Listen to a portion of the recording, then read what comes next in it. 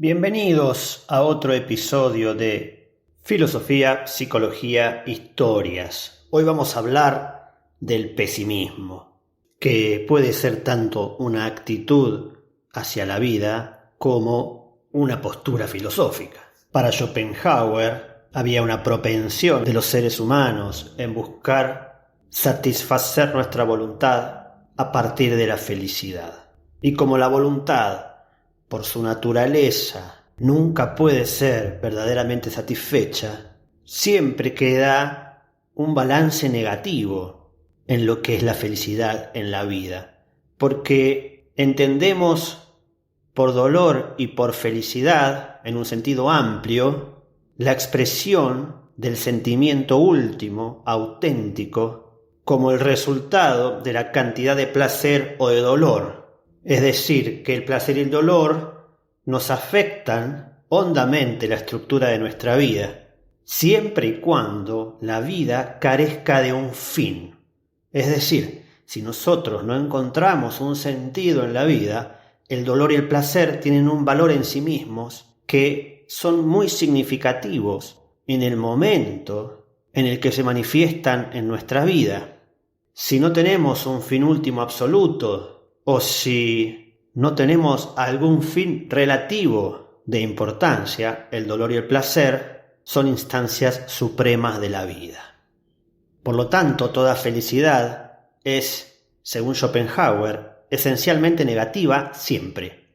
Porque si yo deseo algo es porque carezco de ello. Y la carencia es la condición previa a todo goce.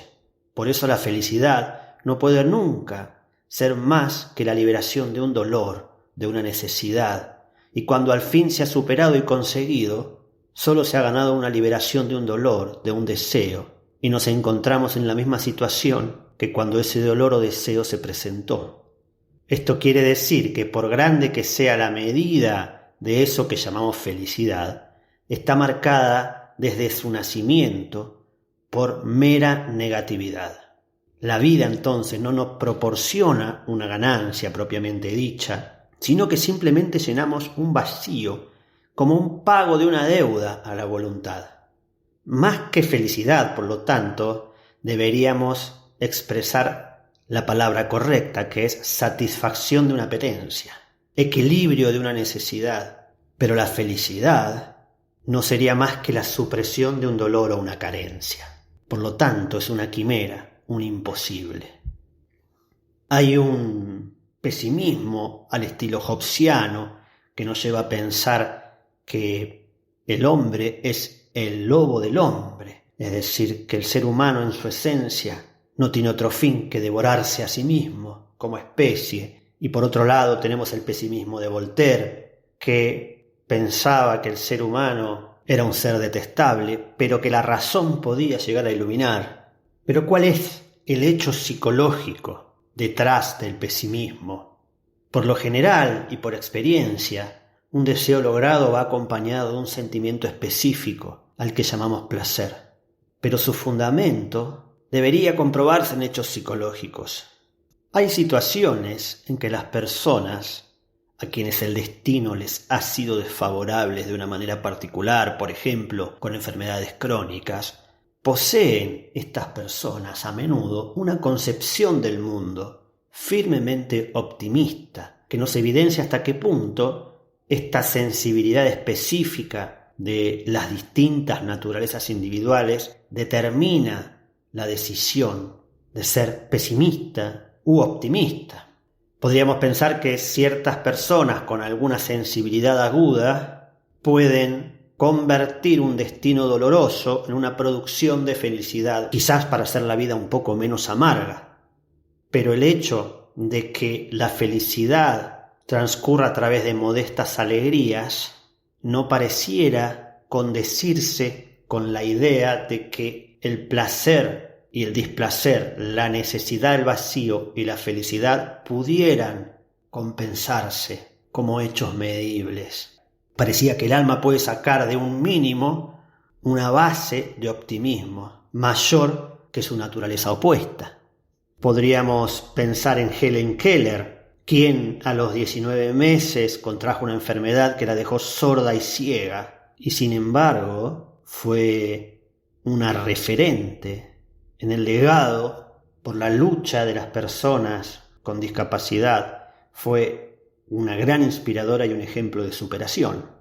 Ella decía cosas tales como que ningún pesimista ha descubierto nunca el secreto de las estrellas, o navegado hacia una tierra sin descubrir, o abierto una nueva esperanza en el corazón humano. Rubén Darío, por su parte, nos decía: aborreced a las personas que predicen desgracias eternas.